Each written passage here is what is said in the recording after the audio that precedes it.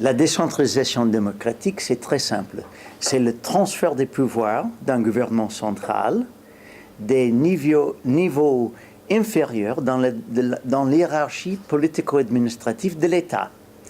Donc c'est un transfert de pouvoir à un gouvernement central à des nouveaux formes de gouvernement local.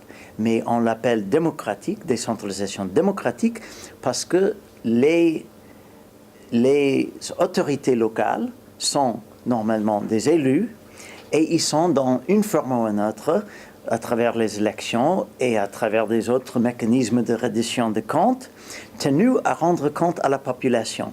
Et la raison qu'on dit que cela c'est intéressant, c'est parce que le théorie au moins, et l'expérience dans beaucoup des zones du monde, dit que quand on fait une administration des services aux populations, si ce qui donne ces services et les ravite aux populations sont tenus à rendre compte à cette population, la livraison est plus efficace et plus juste.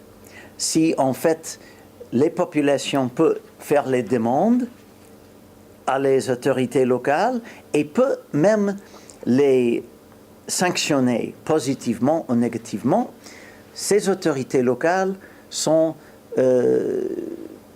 c'est plus probable que ces autorités vont répondre avec ce que les populations veulent et les choses dont ils ont besoin. Il y a beaucoup d'autres raisons que c'est intéressant. La démocratie, c'est une bien en soi-même. Ça, c'est une qui est très importante pour moi. Et ce n'est pas seulement les services, c'est-à-dire la santé, la gestion de l'environnement, c'est aussi qu'une démocratie locale peut raviter les choses que les populations veulent. On peut les appeler des services. Ils ne sont pas des services tout à fait essentiels, mais si une population veut un stade de football, s'il veut une piscine, s'il veut une grande fête, c'est à leur liberté à le demander. Et ça peut enrichir ces populations et ces communautés à travers leur sens d'eux-mêmes et leur relation avec le monde entier, dans le sens d'y être fiers de le stade qu'ils ont. Donc il y a beaucoup de raisonnements derrière les vouloirs des gens, et ce n'est pas à l'État central de dire en avance ce qui est nécessaire pour bien vivre.